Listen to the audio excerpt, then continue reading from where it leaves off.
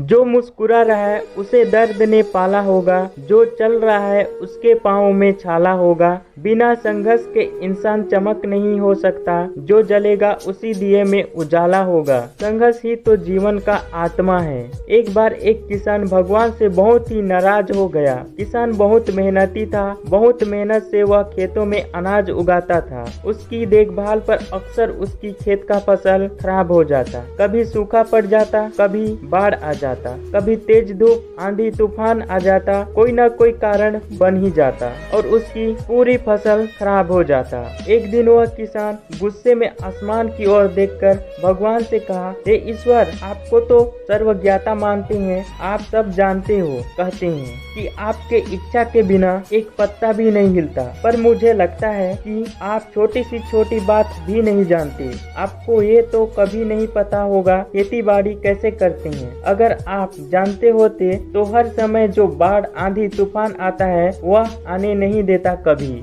आप नहीं जानते कि किसान को कितना नुकसान उठाना पड़ता है। हम किसान को यदि आप मेरे हाथ में यह शक्ति दे दें कि जैसा मैं चाहूँ वैसा मौसम को कर दूं, फिर आप देखना मैं अनाज का भंडार लगा दूंगा। भगवान इस किसान की तीखी वाक्य सुनकर मुस्कुरा रहे थे और वह किसान के सामने प्रकट हुआ और बोला, आज से तुझे यह शक्ति देता हूँ कि तुम अपनी खेतों में तुम्हारी जैसे इच्छा तुम वैसे मौसम कर सकते हो, मैं तुम्हें दे दूंगा, लेकिन मैं बिल्कुल ही आप पर दखल अंदाजी नहीं करूंगा। तुम्हारी इच्छा से सब कुछ होगा। किसान बहुत ही ज्यादा खुश हो गया। किसान ने गेहूं की फसल अपनी खेतों में बोया।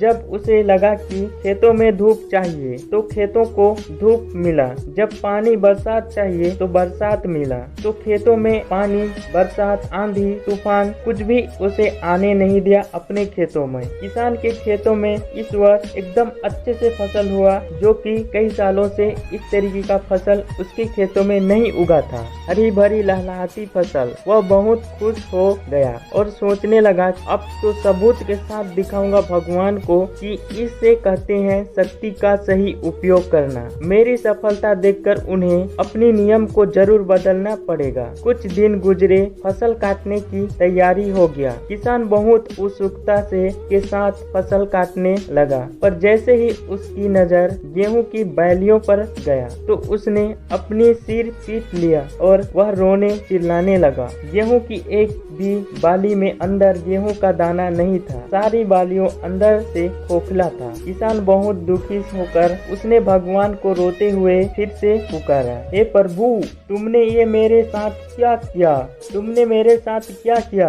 तुमने मुझे कई सजा दी। भगवान बोले, हे पुत्र, ये तो होना ही था। तुमने पौधों को संघर्ष करने का मौका ही कहाँ दिया है? ना तेज बारिश, ना तो तुमने उन्हें आंधियों से जूझने दिया, में तपने दिया। एक भी चुनौती का सामना तुमने उन्हें नहीं करने दिया, इसलिए सारे पौधे अंदर से खोखले हो गया। जब आंधी तूफान तेज बारिश और धूप पड़ता है तभी ये पौधा अपने अस्तित्व को बचाने के लिए संघर्ष करता है और इसी संघर्ष से एक बल पैदा होता है जिसमें शक्ति होता है, ऊर्जा होता है और फूटी तेरी गेहूं के दानों की तरह जो नहीं फूटी। तूने उन्हें कठिनाई परिस्थितियों से गुजरने ही नहीं दिया जहां उनकी अस्तित्व का जन्म होता। सारे बालियां इसलिए खाली है, इसमें एक भी गेहूं का दाना इसलिए नहीं है क्योंकि तुमने अपने पौधे को संघर्ष कराया ही नहीं। याद रखिए, स्वर्ण में स्वर्णता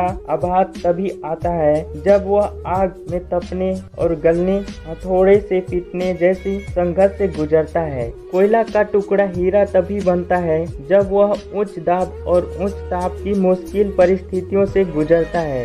इस तरह यदि हमारी जिंदगी में कोई संघर्ष ना हो, कोई चुनौती ना हो, हम भी गेहूं की बालियों की तरह ही खोखले रह जाएंगे क्योंकि अस्तित्व नहीं रहेगा हमारा। विपरीत परिस्थितियां, चुनौतियां, समस्याएं हमारे और अधिक निखरती है। यदि जीवन में कठिनाई परिस्थितियां और चुनौती आए तो घबराना मत, बल्कि सामना करना। किसी ने कितना ही सच कहा है, जिंदगी जीना आसान नहीं होता, बिना संघर्ष कोई महान नहीं होता। जब तक ना पड़े हथौड़े की चोट पत्थर पर, तब तक पत्थर भी भगवान नहीं होता।